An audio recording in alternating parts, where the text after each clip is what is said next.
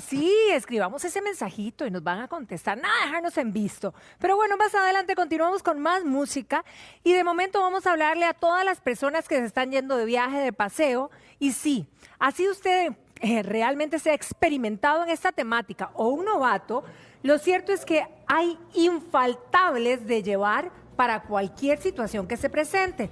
La doctora Teresita Monastel precisamente está con nosotros para dar esas excelentes recomendaciones. Muchas gracias. Teresita, bienvenida. Muchas gracias.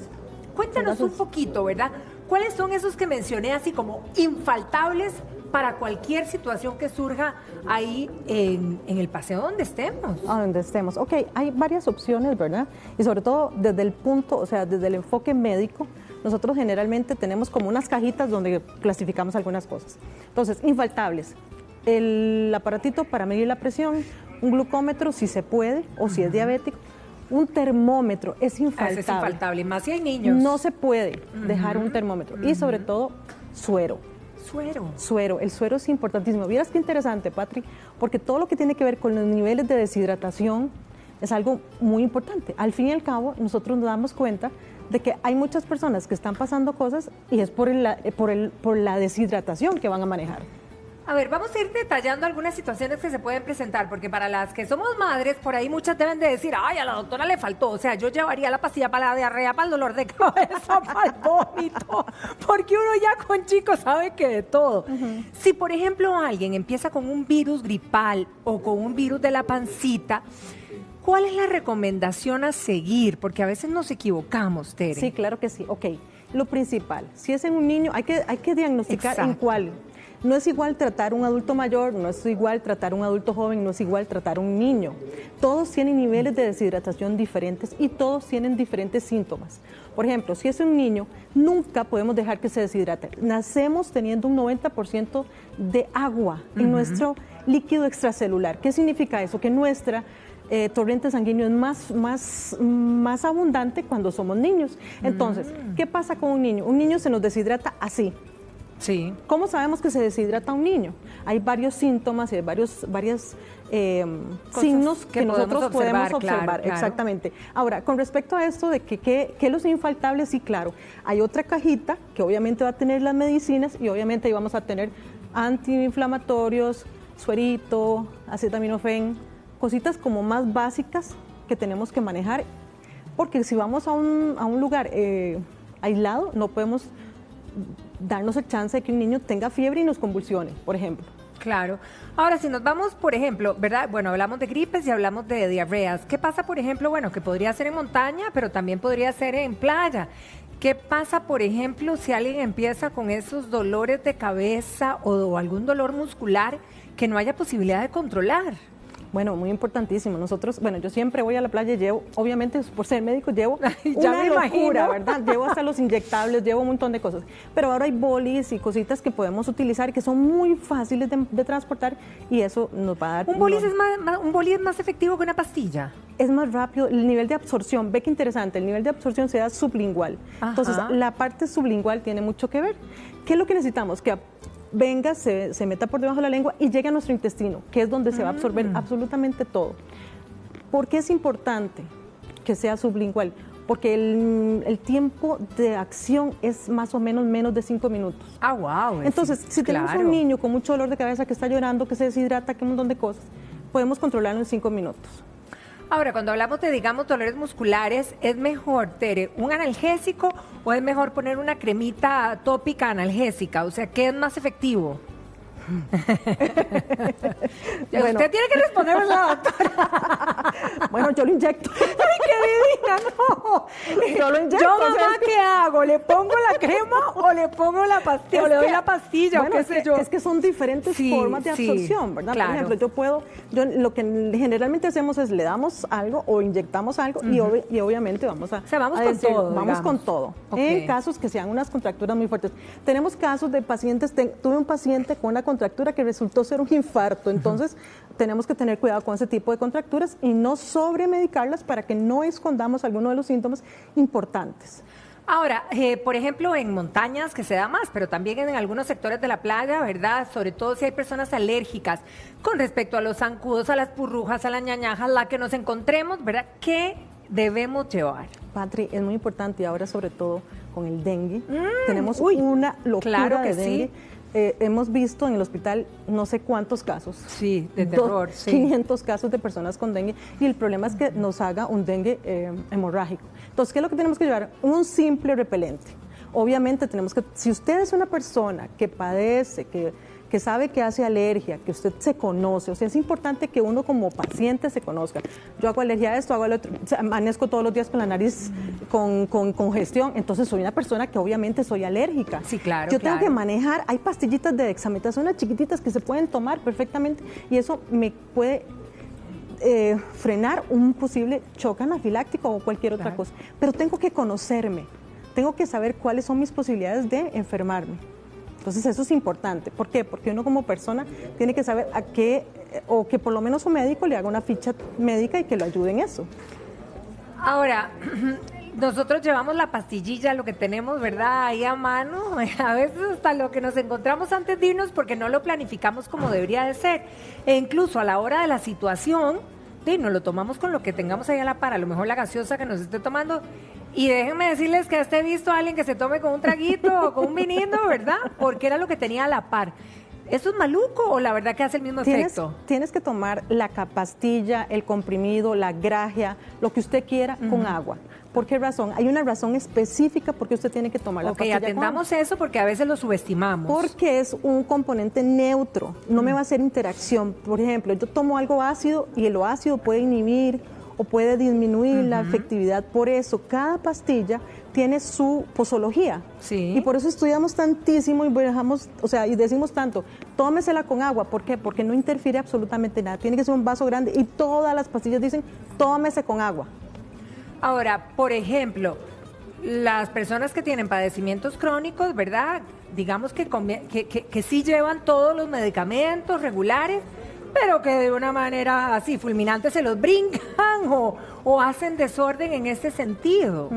Bueno, ahora, con respecto a todos los tratamientos crónicos, pacientes hipertensos, diabéticos, ahora estas crisis de ansiedad se está considerando como un tratamiento crónico. ¿Por qué? Porque estoy en la montaña y me da una crisis de ansiedad, ¿qué hago? Sí. ¿Verdad? Igual, está calificado igual que un diabético, un hipertenso. Tienen que tener siempre el control y el orden de llevar su tratamiento. Ahora, si yo soy una persona diabética, siempre sufro de este tipo de alteraciones, entonces yo tengo que andar mi glucómetro, hacerme mis propias glicemias. ¿Por qué?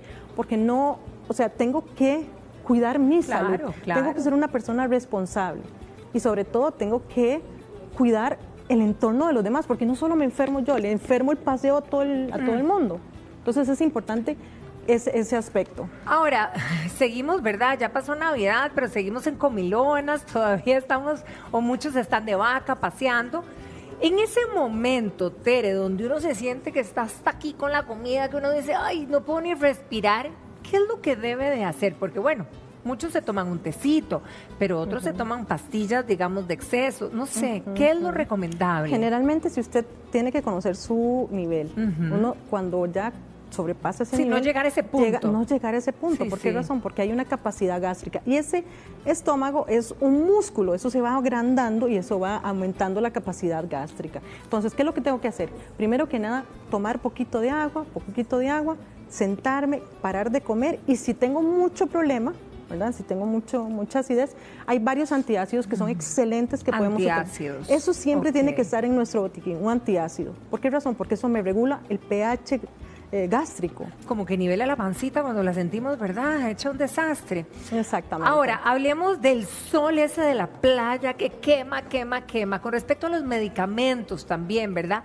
¿Esto cómo puede afectar o no? Claro que sí, porque el nivel de hidratación o de deshidratación que usted tenga hace una mejor o peor absorción a nivel intestinal. Si usted es una persona que está hidratada, usted va a absorber todo y va a tolerarlo de una manera. Ahora, si es vea, Patri, es pero tan importante el nivel de hidratación que una persona que tiene deshidratación, ya sea leve, moderada o severa, puede llegar a tener inclusive hasta un nivel de taquicardia tan fuerte que puede, y si tiene algún problema cardiovascular, puede llegar a tener, en algunos casos muy exclusivos, hasta un problema cardiovascular serio. Sí, o sea, no es nada de subestimar. No es nada de subestimar. La gente subestima este tipo de temas. El deshidratarse, sí. El deshidratarse. Sí. Por eso siempre ande su suerito, ande su no, y con el consumo de alcohol también al final. El consumo de alcohol, eso es muy importante. También. Eso es muy importante. Ajá. El alcohol deshidrata un 25%. Híjole. Entonces, si nosotros somos personas que tenemos poca costumbre de estar hidratándonos, eso va a ser nefasto para nosotros. Claro. Por eso las personas amanecen con dolor de cabeza, con la boca seca, con resequedad de la piel, con un montón de cosas. Hidratación. Es pura hidratación. Al fin y al cabo, ¿qué hacemos nosotros cuando llega? Por ejemplo, yo estoy en emergencias, yo trabajé 2 años allá y ¿qué hacíamos nosotros? Venimos, valoramos, vemos qué es lo que tiene el paciente, de una vez el suerito. Ahora, muy importante, ¿cómo se hidrata un paciente? No es que vengo, pongo un suero a chorro y ya no.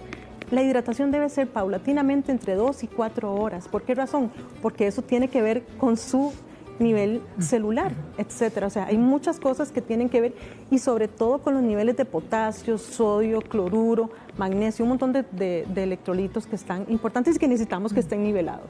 Ahora, si no llevamos el botiquín como debe ser, pero dejamos ahí las pastillillas como fuera, si estas están tanto pastillas, como decías vos, grajeas o incluso los jarabes, dejarlos expuestos al sol podrían debilitar su acción. Sí, altera, porque por eso casi todos los medicamentos dicen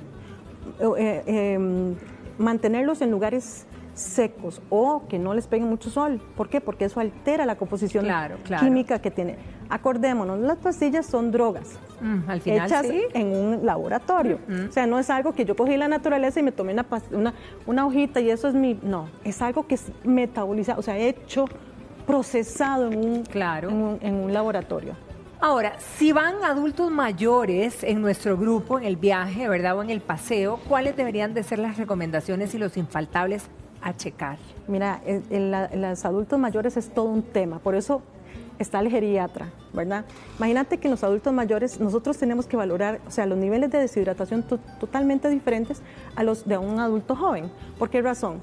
El adulto mayor no se queja, al adulto mayor no le da fiebre, el adulto mayor tiene más posibilidades de hacer una infección de tracto urinario, no dicen nada, pero se nos desorientan.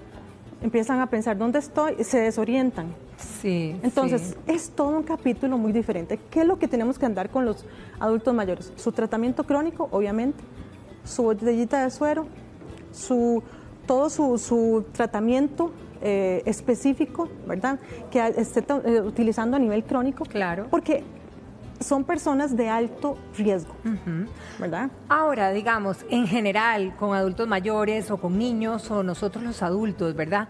Si se presentan casos, situaciones de algún accidente o de alguna situación, no sé, viral, pero que se nos va de las manos, quizá danos, Tere, las recomendaciones de en qué momento yo debo brincar a un carro o pedir un Uber o hacer lo que fuera con tal de llegar a un hospital para hacer la diferencia entre cuánto puedo solventar yo o realmente necesito buscar ayuda. Ok, generalmente en 2 o 3 situaciones. La primera, si hay un trauma craneoencefálico y hay pérdida de conocimiento, donde la persona no despierta, llamamos a la persona, fulanito, la persona no despierta. Esa es una de las situaciones porque hay que reanimarlo, hay que ver.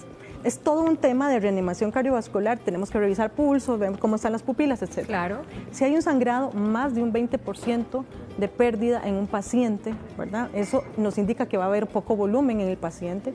Si hay una tasa de diarrea de más de 5 deposiciones continuas en una hora, o más de 5 vómitos en una hora, o más de 5... intenciones de ir, ¿verdad? Pero que sí se sienta muy mal y que ataque su estado general, yo creo que es importante que sea valorado por un médico. Bien, ahora en el caso de los niños, ¿verdad? Y la protección, porque de repente decimos, bueno, que nos lo diga un dermatólogo, ¿no? Que nos lo diga una doctora.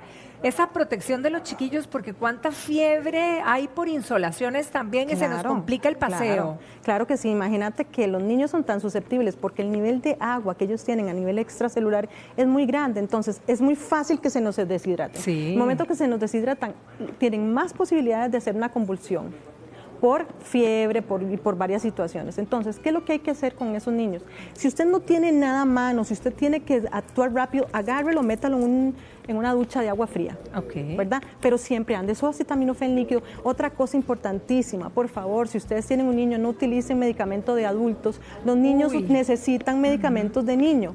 Por eso hay toda una gama pediátrica, porque hay toda una intolerancia del niño hacia algunos medicamentos que son para adultos. Entonces, ¿qué es lo que tenemos que hacer? Manejarle todo pediátrico, ¿verdad? Y sobre todo, muy importante, usemos bloqueadores solares buenos, ¿verdad? Porque eso es importantísimo. Para todos, ¿verdad? Para todos, porque eso es algo que nos va a dejar una huella a largo plazo. Totalmente. Doctora, qué bárbara. Yo creo que repasamos todo y esperemos que sigan esas recomendaciones para que se vaya un viaje, un paseo totalmente seguro. Muchísimas gracias, Teresita. Siempre es un ¡Feliz honor. Año Nuevo! Nos vemos